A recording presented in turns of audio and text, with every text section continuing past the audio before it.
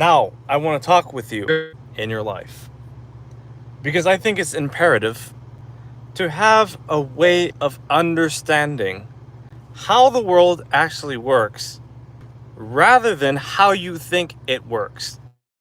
Because there's a big difference. And the difference is this: there's a lot of people who believe that it works one way, but it actually works a whole separate way than they expect. And sometimes you can bet that expectations is the root of all failure. It's the root of heartache and disappointment.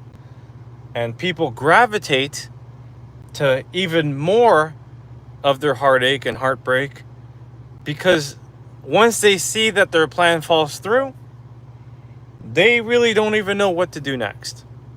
And today I want to talk with you about how to make real plans for your life, because we're in the middle of 2025, and I believe that there's so many people here that they think they have this plan that's going to work, but how do you really know? For me, I know that my plan will work because I trust in Jesus Christ.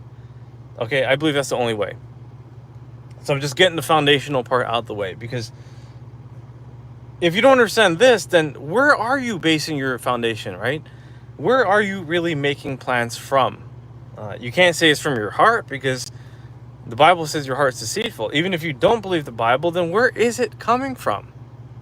Okay, is it the need for money? That's usually the number one thing. It's not the only thing, but that's the number one thing for most people. When they ask you, what do you want to do when you grow up? That's usually, what do you want to do financially? What do you want to do for money? Now, notice how people don't ask you, who do you want to be when you grow up? That's the question we should really be asking. And that's the question we should have been asked while we were being raised by our family, by our environment, by our society. But unfortunately, people don't focus on who they're going to be. They're focused on what they're going to get. Okay? Let me repeat that. People don't focus on who they're going to be. They're focused on what they're going to get. Because many of us are taught to be receivers. We're taught to be in for ourselves. We're conditioned to know deep down that it's about us. What's in it for us? That's the question that people ask, right? WWIFM, the most famous radio station in the world. What's in it for me? That's what it stands for. And people are primed to believe that if they don't make ends meet, they will die. They will suffer. By the way, you might want to put this on community text, because I got a lot of fans that will want to see this. It's a very important video that I'm making here. And of course, I'll leave this up because I think it's critical to know that making real plans requires substance. It requires you to know who you are, because when you know who you are, you're going to know where you're going. Okay? When you know who you are, you're going to know where you're going. You're going to know what to do. You're going to know who to be with. You're going to know how to live your life.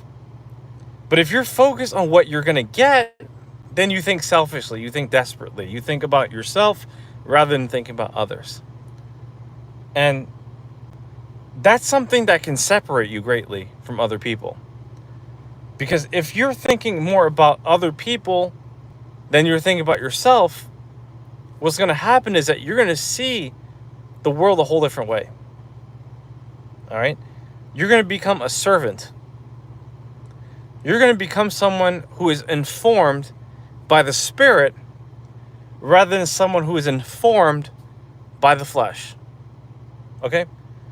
When you're informed by the flesh, you're led to believe the lies. But when you're informed by the Spirit, you're led to believe in the truth. Am I making sense? Can I get an amen? Where are you guys coming from? Let me know. Anyone from Australia? Anyone from Africa? Anyone from Asia, Europe? Let me know. South America, North America. Most people are led by the flesh. And the flesh tells them, go out there and get money. If money's not your biggest goal, because sometimes there's one thing that people want more than money. What is that? People want power. Okay, if people don't want money as much, they might want power next, because power can lead to money. Now, money helps you get by, but power helps you get everything, basically. And this is why people want to be a status symbol in this world. They want to be the strongest bodybuilder because they want to flex their muscles. They want to be intimidated. They want to be a bully. In some cases, not all cases, but some cases. Some people want to be a doctor because they can wield their big credentials, MD, medical doctor. Oh, you're a doctor. Wow. Who doesn't want to know a doctor, right? They want to be a lawyer. They want to be a judge. They want to be an athlete. They want to be someone of a notable status. And of course, usually, that comes with money. Sometimes they want to be a noble position where it might not lead to a lot of money. Like they want to be a nun. Or they want to be a pastor. And they're doing it by force rather than God's spirit. And they're not necessarily obeying God because they're doing it because of what they think they want and what they think they can get out of it. Because people love to be respected. People love deference. Another example is some people like to be cops. I'm not saying all cops are bad. Most cops are good. But I would say a good 30% of policemen and women do it because they want the respect. Even people who deliver mail, they do it because they want the respect. You're a federal worker. You get good benefits, right? So that's another thing too. So benefits. That's another reason why people make decisions. Oh, the job will take care of me. They got the 401k. They got the pension planning. So it's not just the money. It's not just the power and the respect. It's the benefits. Okay?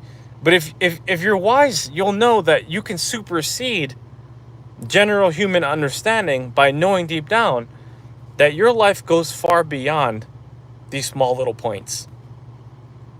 In fact, you're bigger than what your current reality is in every single situation. No matter how much money you can have a lot or a little. You can be smart, you can be dumb, you can be annoyed, you could be happy. There's a wide range of positions you can have. But you are actually better than what your current predicament is, and you know it. But how do we get there, right? That's the whole point of this video. How do we get from where we are right now to where we want to be in the future? And it's easy. You got to have proper planning, right? Foundationally, like I said, you got to know Jesus Christ, but you got to have proper planning. I was talking to a girl a while ago, and we were at a restaurant. She was a server. I asked her, what do you want to do? She said, I want to do real estate. I'm like, okay, well, why do you want to do real estate? Oh, it pays well. Okay, well, what else do you want to do? I want to travel the world. I want to learn all these languages. She said Spanish was the second most important language in the world. I'm like, so you think that Spanish is the most prevalent language? She said, yeah, of course it is. Everyone speaks Spanish. If they don't speak English, they speak Spanish. I'm like, do you know that Chinese and Hindi is above Spanish? And she's like, no, I had no idea, right? So here she is. She wants to learn these languages. She wants to learn Spanish because she thinks the second. All right. She wants to travel. She wants to be in real estate. She wants to make money. But do you know when you join real estate, it's not like that. You don't just get your license and suddenly you have a whole bunch of listings and it's easy, right? There's like a whole uphill battle that you have to go through. So when you talk to someone like me, Daniel Alley, which a lot of people would avoid sharing their plans because they know in their spirit, this guy's going to instruct me. And their spirits are fearful, right? They know they're going to have to learn something. They're going to have to be exposed to the truth. Then they run away, right? Most people run away from the truth. So the biggest thing I would tell you is understanding that the truth is right within your reach. Okay, there's people, there's resources, there's information, and most importantly, there's wisdom. Okay, there's wisdom to know that everything you want is right within your reach. But you have to dig deep. Okay, you can't just say you want a certain position. It's not what you want, it's who you want to be, it's who you need to be. For me, I knew that no matter what, I said, above all things, I'm serving Jesus Christ the most. And then after that, I said, what is that one skill that I could learn no matter what profession I'm in, no matter what position I'm in? What's going to benefit me? What's going to benefit others? What's going to take me to the next level as a person? And there were actually two skills. And those two skills, very simply, were speaking and writing. I thought to myself, no matter what position I'm in, whether I'm a policeman, a pilot, a professor, a pastor, whatever it is, if I can learn how to read, speak, write on a highest level, then that would help me get closer to my success. So the first step to planning your future is asking yourself, what are the main foundational skills that I need in order to get me to where I want to be? And like I said, reading, writing, speaking. Okay? Now, a lot of people are like, oh, well, I know English. And if you ask me, I would say I don't even know English well enough. I study the dictionary every single day for the past 13 plus years. And I can tell you, out of the 180,000 words, more or less, depends on who's counting, there's still not enough words to know, right? Scholars know about 5 to 10,000 words at most. So who are we to say that we're good enough? If the smartest people in the highest level of academics and intelligence don't even know a fraction or a small fraction of what they're supposed to know in their own language, what makes you think you're going to learn another language? What makes you think that you already mastered it? What makes you think that not only can you speak it, but you can write it? Because there's two parts of the game, right? You can write excellently, but can you speak excellently, or vice versa? Right? You can have a whole impeccable style of speaking, but some people can't write at all. And so a lot of what they want to do in the future becomes invalidated. They can't be who they're really trying to be because they can't write or they can't speak. Or sometimes people can speak, but they can't read. Or maybe they're good at speaking, writing, and reading, but they can't do math. Right? So that's another foundational skill. And so I went through the list. I was 22 years old. And I went through the list of all the skills that I needed foundationally to build. And obviously, you can't really do this on your own. You need God's help. Okay? I didn't think of this on my own. Jesus Christ instructed me inside. He said, this is what you got to do. I'm like, okay. I don't know how this is going to really lead me there, but I can see a little bit of it. And I believe that if your plan is telling me that this is what I need to do, then I'm going to trust in you all the way. And this is called living on a narrow path. Okay? When you live on a narrow path, you are fully instructed by the Holy Spirit. If you live for the path of destruction, then you are destructed for the rest of your life, right? Because you can't see the truth. You can't see the vision. You can't see the wisdom, nor can you comprehend it. Because it goes over your head, right? It goes past your level of knowing, your consciousness. And so when you're stuck on that plateau, you can't go anywhere. Because you think you know the truth, right? People think they have the answers, and it's only because they don't know all the questions. Okay? I would never assume that I know everything because I don't even know all the questions. There's so many things I don't even know I don't know. In fact, 99.99999% of all the things in the world to know are things I'll never know because I don't even know what to ask. There's so many things, right? So to be smarter, to plan better, you got to admit that you don't know. And that's something that the ego does not want to do. The ego wants to know.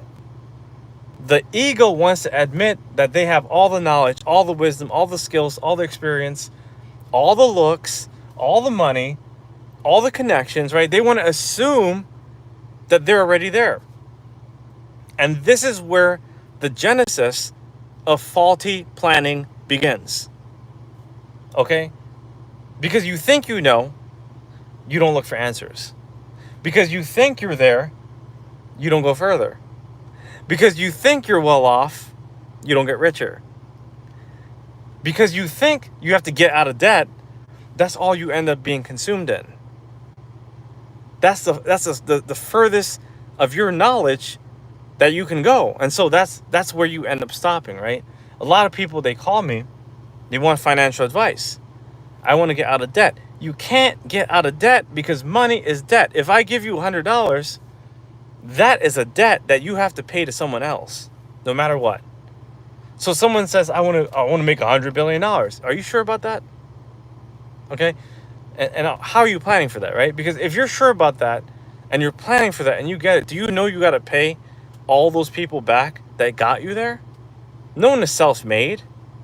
No one gets there by just getting there, by just automatically zooming to that position without doing all the work. There's a lot of people that you're going to help, and there's a lot of people that you're going to have to upset along the way, even if you make your first million, let alone a billion or 100 billion.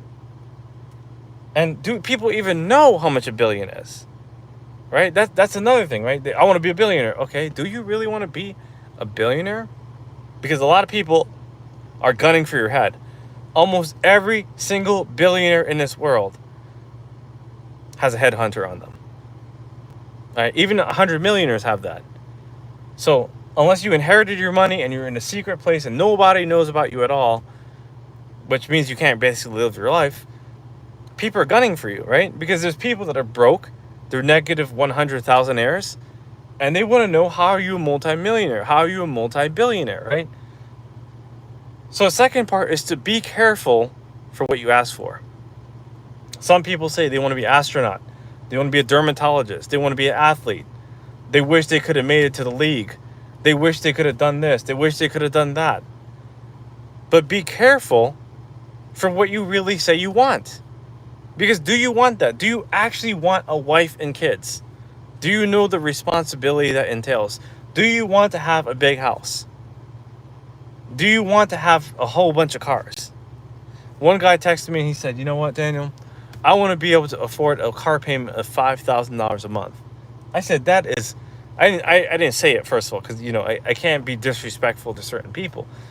But if he's watching it, I would say, man, like, that is one of the stupidest goals you can set. Because why would you want a car payment for $5,000 a month? In 12 months, that's $60,000. You could have got yourself a really nice car for that price. Now, I understand what he's saying. He wants to be able to afford that. But in order to afford that, you got to make at least $50,000 and comfortably $100,000.